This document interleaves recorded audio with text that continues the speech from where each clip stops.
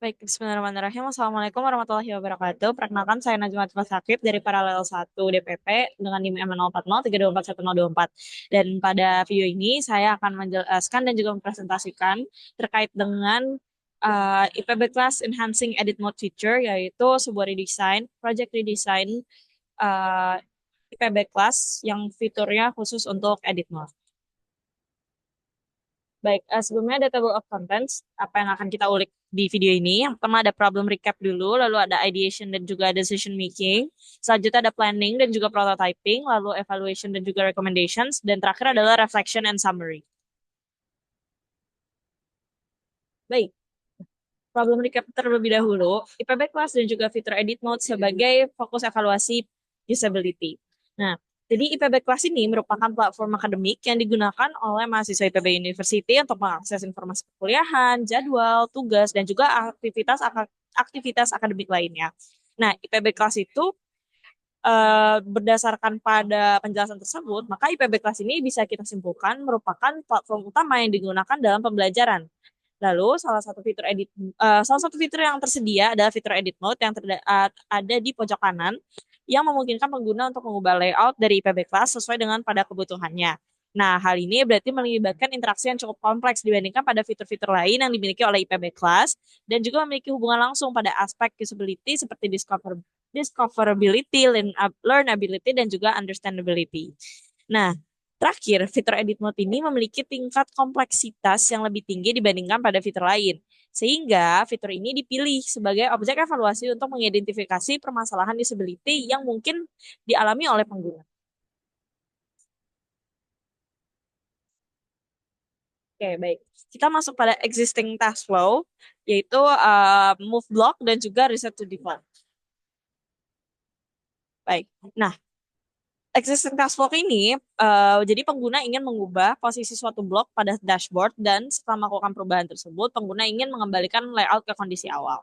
Pertama dimulai dengan login, lalu masuk kepada dashboard kita, lalu kita aktifkan fitur edit mode tersebut, lalu kita drag blok yang ada hovernya di situ, di yang muncul, lalu habis itu ada setelah selesai, kita lihat di blok successfully moved itu GIF IPB class sudah ada di bawah dan latest announcement tuh udah jadi paling atas. Nah, lalu reset to default itu mengembalikan langsung pada posisi awal dan keluar dari fitur edit mode. Nah, mengapa task ini? Karena observasi awalnya adalah fitur edit mode ini dipilih karena merupakan fitur yang memungkinkan pengguna mengatur layout dashboard sendiri secara mandiri dan melibatkan interaksi yang cukup kompleks di antara fitur-fitur lainnya. Disability testing finding-nya dari tes yang dilakukan pada pertemuan 456. Nah, berdasarkan disability testing-nya, dari 2 dari 3 responden yang diwawancara mengalami kesulitan saat memindahkan blok dashboard dibandingkan pada fitur-fitur yang lainnya. Sebagian pengguna bahkan tidak langsung memahami bahwa blok tersebut dapat dipindahkan melalui mekanisme drag and drop. Sehingga hal ini disebabkan oleh kurang kejelasan dari desain. Nah, dari desainnya itu, hover itu tulisannya move tanpa memberitahu bahwa cara menggerakkannya adalah dengan ditarik atau di drag. Jadi hal ini menjadi design opportunity setelah dikumpulkannya berbagai informasi dan analisis tadi, fitur edit mode masih memerlukan perubahan pada desain sehingga task yang difokuskan adalah membuat fitur edit mode itu jauh lebih baik, lebih mudah untuk ditemukan dan juga intuitif. Lalu ditambahkan dengan beberapa fitur pendukung lainnya untuk kemudahan pengguna dalam menggunakan fitur edit mode. Baik, berikut ini hasil observasi dan juga empati map sebagai dasar pemilihan task yang ditaruh di uh, lampiran proyek akhir. Baik, kalau ada ideation and decision making, di sini ada design opportunity-nya, lalu ideation method yang digunakan, alternative solution yang dipakai, dan akhirnya final solution-nya seperti apa. Nah, design opportunities kita, jadi kita ada guidance, yaitu improve guidance melalui visual cue yang lebih jelas. Lalu ada control, yaitu improve control dengan fitur undo dan redo. Lalu feedback, yaitu improve feedback saat pengguna melakukan perubahan layout. Dan yang terakhir adalah reduce, yaitu reduce learning curve bagi pengguna baru. Nah, lalu how might we improve edit mode feature to make it more intuitive, allowing users to customize their dashboard without confusion. Nah, ini adalah how might we questions final yang akhirnya kita pilih untuk sebagai landasan dalam pembuatan redesign fitur edit mode IPB class. Nah, berikut ada ideation method yang digunakan adalah brainstorming. Jadi pada brainstorming session ini kita melakukan uh, beberapa waktu, beberapa menit untuk menaruh berbagai ide bebas. Lalu setelah itu kita cluster yang kira-kira sama solusinya. Lalu nanti baru kita pilih untuk kira-kira yang pas untuk dijadikan solusi itu yang mana. Nah, findings ya berdasarkan pada brainstorming ini ditemukan bahwa permasalahan utamanya terletak pada kurangnya kejelasan dalam penggunaan fitur edit dashboard atau edit mode, baik dari segi panduan, visibility maupun dari feedback pada dari sistem. Nah, sebagian besar idenya itu dihasilkan berfokus pada peningkatan guidance, kontrol, dan juga feedback agar interaksi menjadi lebih intuitif. Hal ini menunjukkan bahwa user membutuhkan sistem yang tidak hanya informatif, tapi juga memberikan kontrol yang jelas dan respon yang dapat dipahami sama menggunakan fitur tersebut.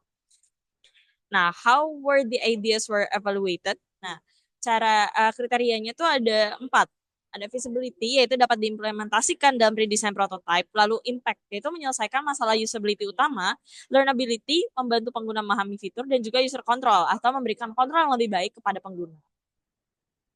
Alternative solutionnya untuk alternatif ada onboarding tutorial, yaitu menampilkan tutorial pertama saat masuk edit mode. Prosesnya itu membantu pengguna, tapi konsep itu mengganggu pengguna lama karena pengguna lama udah tahu dan mereka tidak perlu untuk menonton onboarding tersebut. Lalu tooltip dan label, deskripsinya adalah untuk menambahkan petunjuk pada tombol dan icon. Prosesnya adalah mudah dipahami, namun konsepnya itu tidak membantu error recovery. Lalu ada hover indicator, yaitu menampilkan visual cue bahwa blok ini dapat dipindahkan. Prosesnya tentu meningkatkan discoverability, tapi konsepnya adalah tidak mengatasi kesalahan pengguna. Dan yang terakhir ada undo atau redo, yaitu deskripsinya membatalkan atau mengembalikan perubahan terakhir. Prosesnya adalah mendukung error discovery dan konsepnya menambah kompleksitas dari sistem. Nah, final solutionnya dari hasil evaluasi kita akhirnya adalah hover indicator dan juga ada undo dan redo. Nah, hover indicator ini memberikan visual feedback saat kursor berada di atas blok untuk memberitahu bahwa pengguna itu dapat memindahkan blok ini dengan cara di drag atau ditarik. Lalu undo atau redo yaitu untuk memberikan kontrol yang lebih besar kepada pengguna dan memungkinkan pengguna untuk membatalkan kesalahan tanpa harus reset seluruh dashboard. Jadi solusi hover indicator dan juga undo atau redo ini dipilih karena secara langsung menjawab dari temuan usability testing, yaitu rendahnya discoverability pada fitur drag and drop serta kurangnya kontrol pengguna saat melakukan kesalahan.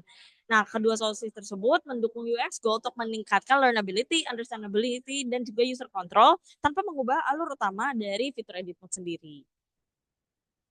Lalu kita masuk ke planning and prototyping, value given to users, task flow, wireflow, dan juga mockup. Nah, value given to users-nya before-nya itu pengguna itu kesulitan mengetahui blok itu bisa dipindahkan. Lalu pengguna juga mencoba beberapa kali untuk memahami cara kerja fitur edit mode ini. Dan terakhir, pengguna tidak memiliki cara cepat untuk membatalkan kesalahan selain melakukan reset to default.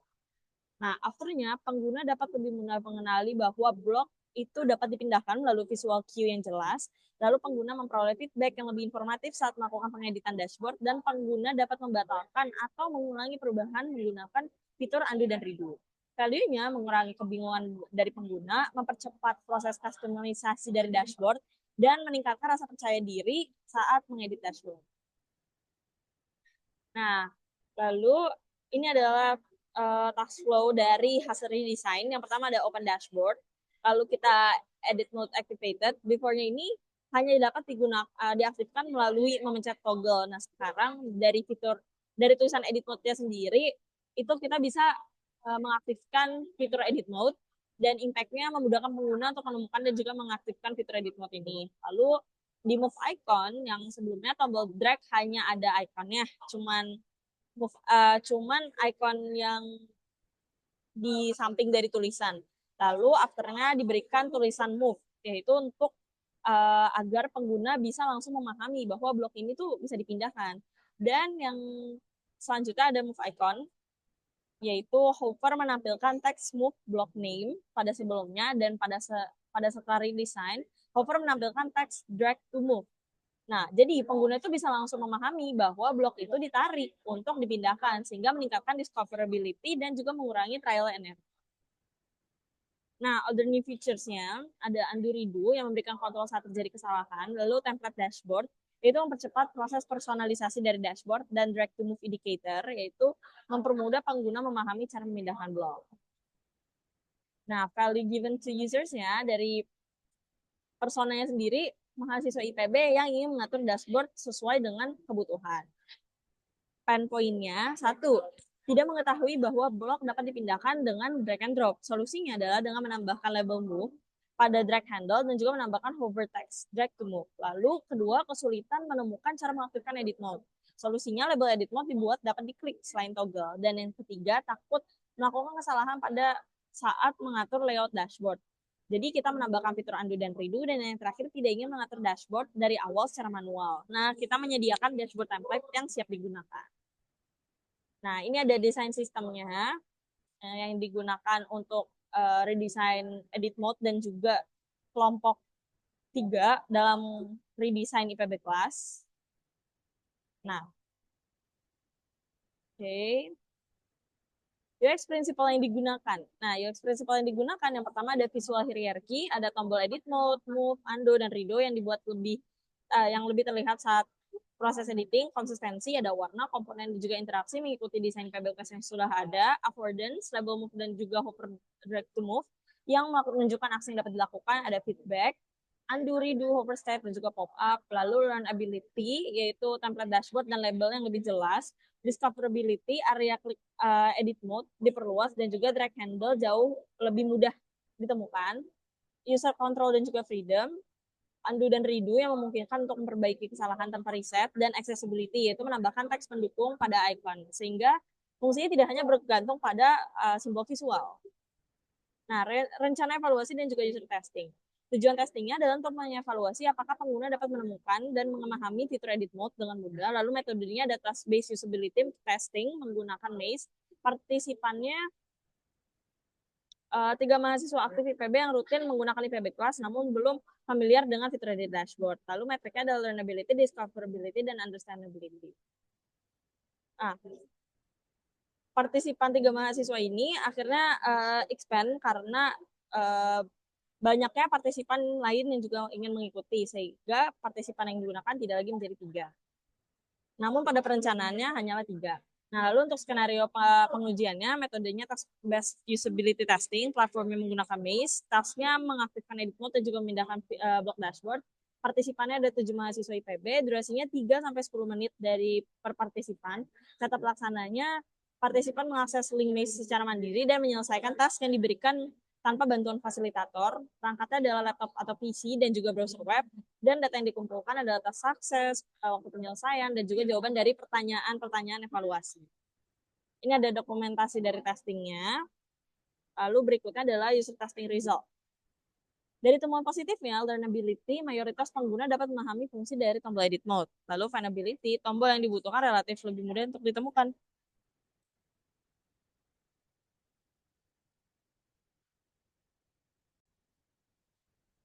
Lanjut pada efisiensi, bahwa seluruh partisipan menyelesaikan seluruh tugas, dan satisfaction, pengguna menyatakan antarmuka mudah dipahami, dan feature acceptance yaitu fitur template dianggap membantu. Nah, user testing result, temuan negatifnya ada findability juga, yaitu beberapa pengguna sulit menggunakan fitur template-nya, lalu visibility-nya, tombol panel kurang terlihat. Error prevention-nya masih terjadi salah klik pada fitur redo, navigasinya pengguna memerlukan beberapa klik untuk menemukan template default-nya. Lalu ada efisiensi, yaitu waktu penyelesaian task template dinilai lebih lama dibandingkan pada task lain. Nah, untuk kualitatifnya, findability-nya ada beberapa pengguna masih kesulitan untuk menemukan fitur template, lalu feedback dan guidance, pengguna bingung menentukan langkah berikutnya saat menggunakan template.